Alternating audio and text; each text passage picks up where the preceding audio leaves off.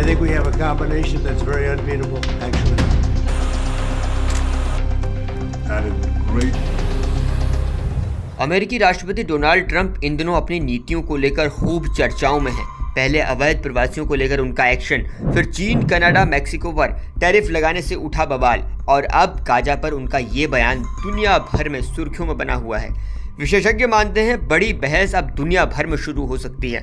Trump ने मंगलवार को व्हाइट हाउस में इजराइल के प्रधानमंत्री बेंजामिन नेतन्याहू के साथ एक ज्वाइंट प्रेस कॉन्फ्रेंस के दौरान कहा, अगर ज़रूरी हुआ तो अमेरिका गाजा पट्टी पर कब्जा कर लेगा। ट्रंप ने कहा कि अमेरिका गाजा पट्टी के इलाके में अपने सैनिकों को तैनात करेगा। डोनाल्ड ट्रंप का कहना है गाजा पट्टी पर अमेरिका का कब्जा होने की बात लॉन्ग टर्म ओनरशिप पोजीशन है। उन्होंने कहा कि ऐसा होने से पूरे मिडिल ईस्ट के इलाके में बड़े पैमाने पर स्थिरता आएगी। ट्रंप मानते हैं हम गाजा पट्टी पर अपना कब्जा करेंगे और वहां जितने भी खतरनाक बम और हथियार हैं उन्हें खत्म करने की जिम्मेदारी भी हमारी होगी। CNN की एक रिपोर्ट के मुताबिक ट्रंप का कहना है उस जगह को समतल किया जाएगा, जो बिल्डिंग ध्वस्त हो चुकी हैं उन्हें भी समतल किया जाएगा। वहां आर्थिक विकास हो जिससे उस इलाके में लोगों को नौकरियां और घर भी मिले, वहां कुछ अलग किया जाना चाहिए। इस दौरान इजरायली प्राइम मिनिस्टर नेतन्याहू ने कहा गाजा पट्टी में 1.5 साल की लड़ाई के बाद इजराइल पहले से कहीं ज्यादा मजबूत है। उन्होंने कहा कि इजराइल के पास फिलिस्तीन के इलाके में 3 टारगेट हैं।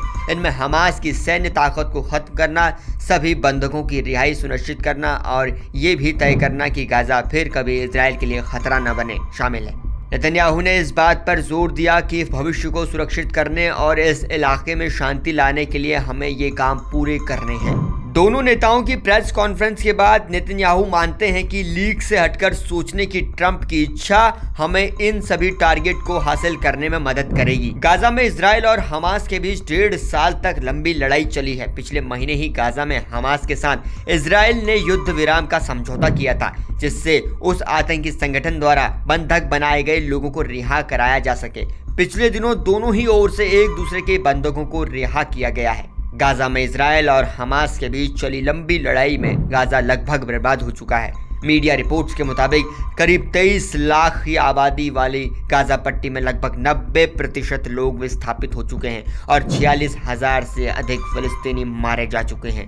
हमास और इजराइल के बीच समझौते के बाद वेस्ट एशिया में तनाव कम होने की उम्मीद रहेगी। संयुक्त राष्ट्र का अनुमान है कि ध्वस्त हुई इमारतों में गाजा की 90% से अधिक हाउसिंग यूनिट है, जिनमें से 1,60,000 टूट गई हैं और 2,76,000 इमारतें जर्जर हालत में हैं। यहाँ तक कि इजराइल के सभी जिले जमींदोज हो गए हैं। खेती वाली जमीन पर जहाँ कभी ग्रीन हाउस हुआ करते थे वो रेत और मलबे में तब्दील हो गए हैं। अमेरिकी राष्ट्रपति डोनाल्ड ट्रंप के गाजा को लेकर 5 पॉइंट ब्लूप्रिंट में ईरान भी शामिल है। ट्रंप ने चेतावनी देते हुए कहा, अगर ईरान ने उन्हें मारने की कोशिश की तो उसे इसका अंजाम भुगतना होगा। ट्रंप ने कहा कि उन्होंने अपने सलाहकारों को निर्देश दिए हैं कि अगर ईरान उनके ऊपर हमला करेगा तो उसे तबाह कर दिया जाएगा।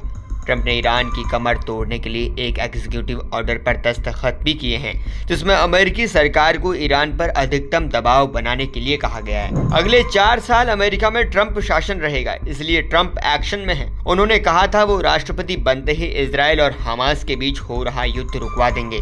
दोनों के बीच पिछले दिनों हुए शांति समझौतों के तहत बंधकों की रिहाई का दौर शुरू हो गया है। ट्रंप ने अपने व्यापार घाटे को कम करने के लिए मैक्सिको, कनाडा, चीन पर टैरिफ लगाने का ऐलान भी कर दिया है, जिसके बाद दुनिया भर में ये चर्चाएं हैं। और अब गाजा को कब्जे में लेने की बात ट्रंप ने जब से कही है तो गाजा तब से डरा हुआ है। ट्रंप ने सत्ता में आते ही दुनिया को अपनी ताकत का एहसास कराना शुरू कर दिया है।